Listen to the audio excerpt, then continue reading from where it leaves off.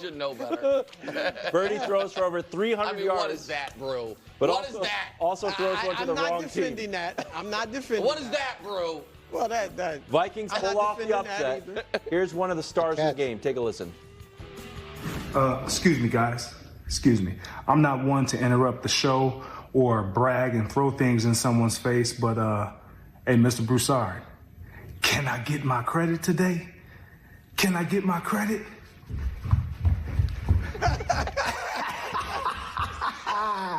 Have a great show. Great pick. By, I thought I had a good upset alert with the Packers, and I did, but that was a fantastic. Are you blaming Brock for this? Are you going to apologize to Greg?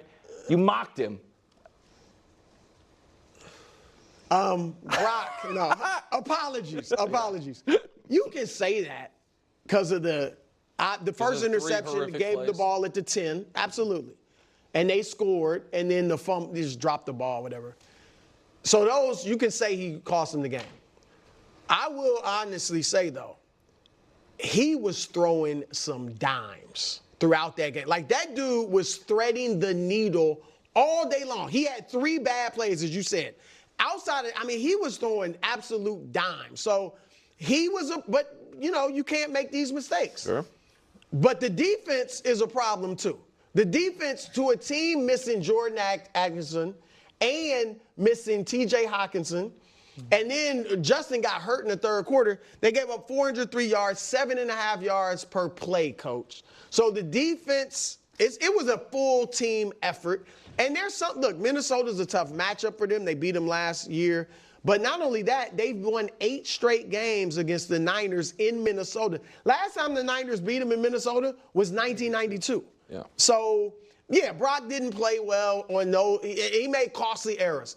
But he was dropping some dimes, too. Yeah, Brock didn't play well. He didn't have like a Patrick Mahomes bad day, but he didn't play well. But here, let's look at it. They lost by 6 points, but they had a punt blocked, which led to 3 points. They went for it on 4th down from the +2 yard line instead of kicking field goals, so that's 3 points. So that's the difference in the game right there, those two things. Vikings are 7 of 12 on 3rd down and had 10 minutes more time of possession.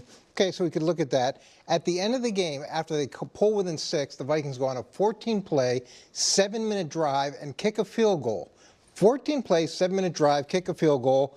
Ayuk has barely any production, and the team has 7 penalties. So you could say it's all Brock Purdy, but there's plenty of things on this list. Yeah, and there's also the Fred Warner amazing interception and the Fred Warner forced fumble at the 1 yard line. There's also the fact that you're supposed to. I know they didn't have the full complement of the Avengers. I understand that Captain America was out, but they still had the Incredible Hulk. They still had Flash. They still had Iron Man. They still had all those other guys out there supposed to usually score more than 17. Those guys aren't playing defense. It's hard to score. Got it. With a 7-minute drive in the fourth quarter. Okay, listen, I don't think the defense. I didn't think the defense was great, but I think that the Niners.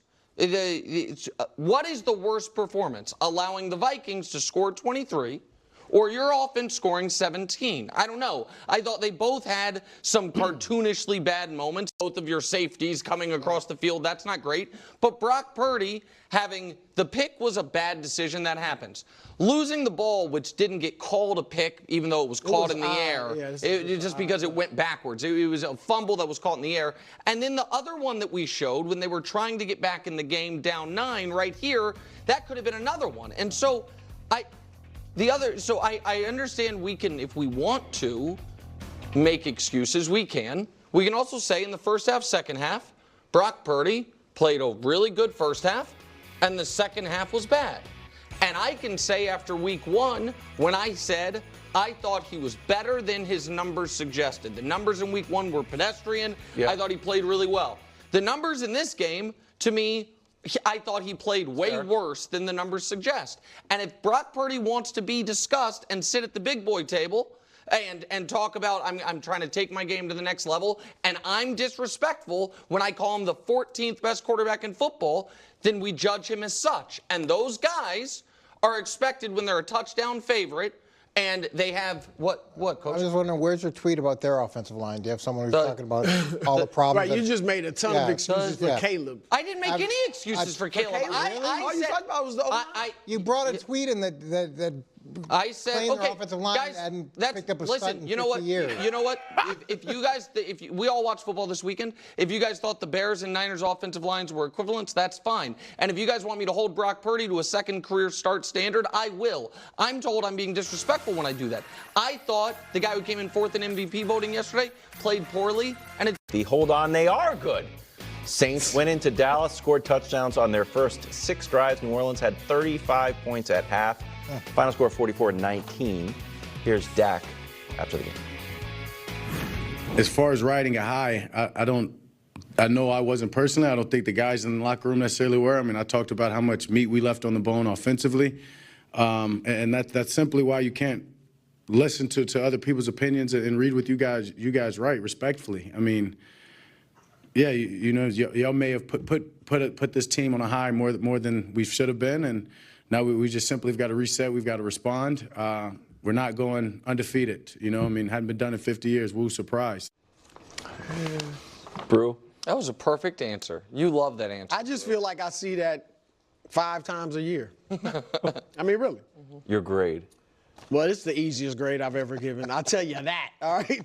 But before I get to it, I would be remiss. I'm from Louisiana. Oh, yes, I forget. I'm from Louisiana. You're from so many places. Broussard's like Smith down in Yes, Louisiana. We've heard that. So I have to give a shout out to the Saints, 2-0. And I did say last week, Derek Carr. When I said Derek Carr is balling, coach, these two Wilds looked did at the me whole like thing. I had Wilds horns gave going us in the my I like head. Derek Carr. About 15 Okay, maybe it was touchdowns just on you one and pick. It was Jimmy. me and Greg. All Yeah, right. yeah. So last I got 6 your back. games Yeah, I'm a by Saints Derek guy. Carr. Last 6 games. Yeah, what? He's they're 5-1. He's got 17 touchdowns, Hello. 2 interceptions, a 129.9 passer rating, and they beat Dallas, Tampa Bay, and Atlanta. So some good teams, and barely lost to Rams when the Rams were cooking. So I just wanted to shout out the Bayou. All right, now the Cowboys to the grave. We all know they like to talk about the Super Bowl, and please, the Cowboys. I don't want to hear those 2 words, Super Bowl, from you guys the rest of the regular season. Impossible. Can we agree to that? Not a player, not a coach, not an executive, not an owner. Don't mention it until January. 0 chance, bro. Mike is pod. That's just my advice. If you want to keep getting waxed, then ignore it.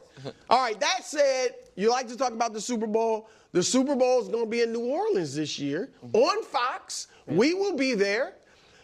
And the Cowboys won't be there. But yesterday, they did play the team from New Orleans. So I figured, what better way than to give them the grade than to do it who dat style? Brothers, let's do it. Yeah, baby. That's such a dumb joke.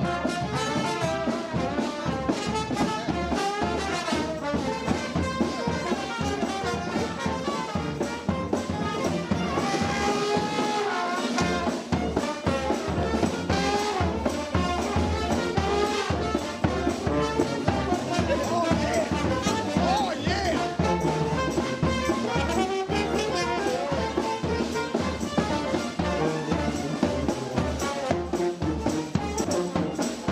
That's really good. That's how we do it I mean, in Louisiana, that's baby. really good, bro. So Bruce giving them an F. Oh, yeah.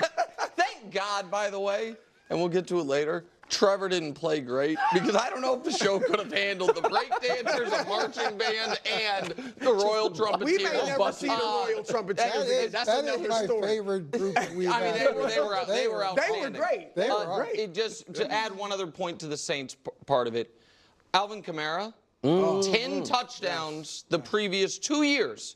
2 years.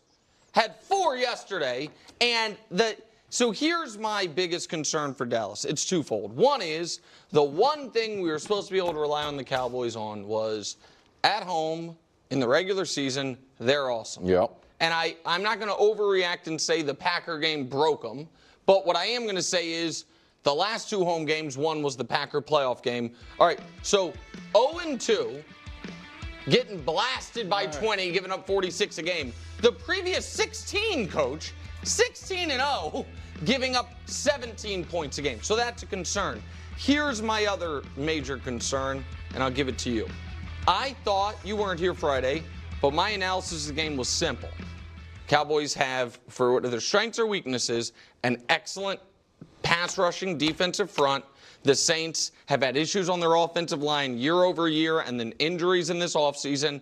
I thought the Cowboys would win the game right there. And instead, they had 1 sack and 1 quarterback hit, and the Saints on their first 3 drives had plays of 39, 70, and